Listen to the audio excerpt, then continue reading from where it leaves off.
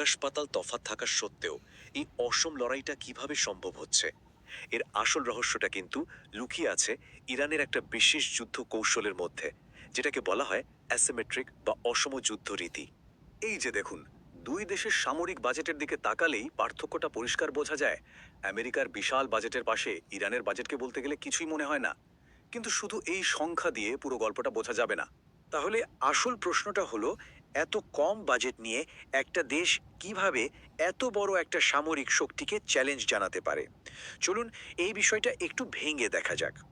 আজ আমরা ইরানের এই কৌশলের কয়েকটা দিক খতিয়ে দেখব। প্রথমে দেখব এই অসম শক্তির লড়াইয়ের প্রেক্ষাপট। তারপর জানব তাদের মিসাইল, ড্রোন, হরমুজ প্রণালীকে কেন্দ্র করে কৌশল, আর তাদের অদৃশ্য সেনাবাহিনী নিয়ে। আর সবশেষে এই সবকিছু মিলিয়ে কিভাবে তাদের অ্যাসিমেট্রিক ডক্ট্রিন তৈরি হয় সেটাও বোঝার চেষ্টা করব।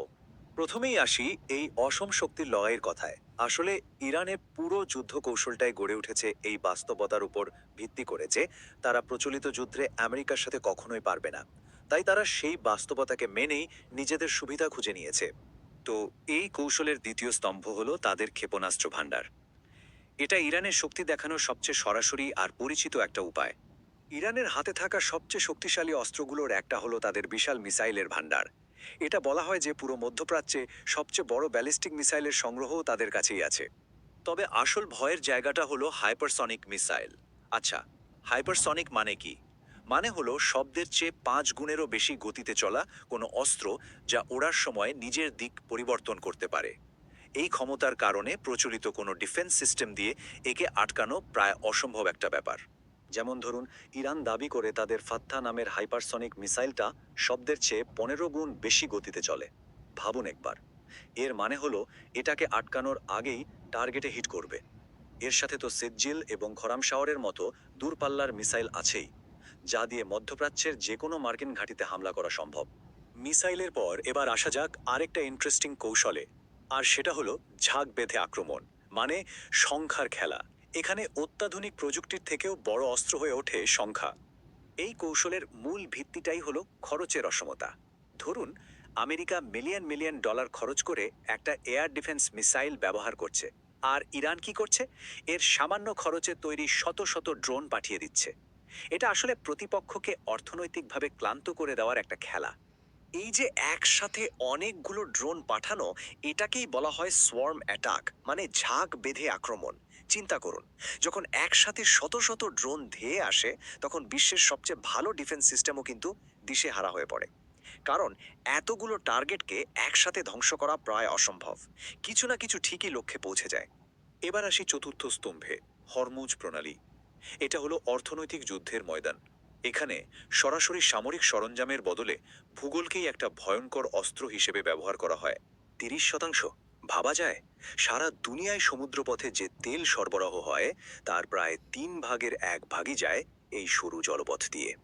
মানে এই রাস্তাটা যদি বন্ধ হয়ে যায়, তাহলে বিশ্ব অর্থনীতিতে একটা বড়সড় ঝড় উঠবে। আর এই সরু জায়গাতেই ইরান ব্যবহার করে তাদের নো গেরিলা কৌশল। মানে বড় আর ধীর গতির যুদ্ধ জাহাজের বিরুদ্ধে লড়াই করার জন্য ওরা ব্যবহার করে ছোট, দ্রুতগামী আর শস্ত্র নৌযান। অতর্কিতে হামলা করে, আবার দ্রুত পালিয়ে যায়। ওরা কি করে? হাজার হাজার দ্রুতগতির গান বোট, আগে থেকেই পেতে রাখা মাইন, আর যখন তখন যে কোনো জায়গা থেকে মিসাইল ছোড়ার জন্য মোবাইল লঞ্চার ব্যবহার করে। মানে উন্মুক্ত সাগরের রাজা আমেরিকার বিশাল এয়ারক্রাফট ক্যারিয়ারও এই সরু পথে একটা সহজ শিকারে পরিণত হতে পারে। এবার আসছি সবচেয়ে জটিল আর সম্ভবত সবচেয়ে কার্যকর কৌশলে। এটা হলো তাদের অদৃশ্য সেনাবাহিনী, যা যুদ্ধটাকে ইরানের সীমান্ত থেকে বের করে পুরো অঞ্চলে ছড়িয়ে দেয়। এই অদৃশ্য সেনাবাহিনী আসলে কারা? এরা হলো ইরানের প্রক্সি নেটওয়ার্ক। যেমন ধরুন, লেবাননের হিজবুল্লাহ, ইয়েমেনের হুথি বাহিনী, কিংবা ইরাক আর সিরিয়ার বিভিন্ন মিলিশিয়া গ্রুপ। এর মূল উদ্দেশ্যটা কি?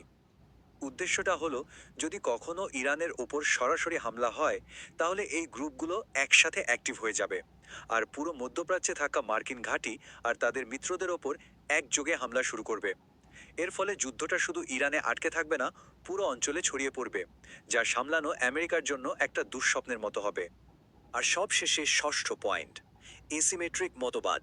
মানে এতক্ষণ আমরা যে মিসাইল, ড্রোন, হরমোজ প্রণালী আর প্রক্সি নেটওয়ার্কের কথা বললাম, এই সব কিছু মিলে যে একটা বড় কৌশল তৈরি হয়, সেটাই হলো এই এসিমেট্রিক মতবাদ। অ্যাসিমেট্রিক ওয়ারফেয়ার বা অসম যুদ্ধরীতি এর মানেটা খুব সহজ। যখন দুই পক্ষের শক্তিতে অনেক তফাৎ থাকে, তখন যে দুর্বল সে সোজাসুজি লড়াইয়ে যায় না। সে বরং প্রতিপক্ষের দুর্বলতা খুঁজে বের করে সেখানে অপ্রচলিত উপায়ে আঘাত করে। আর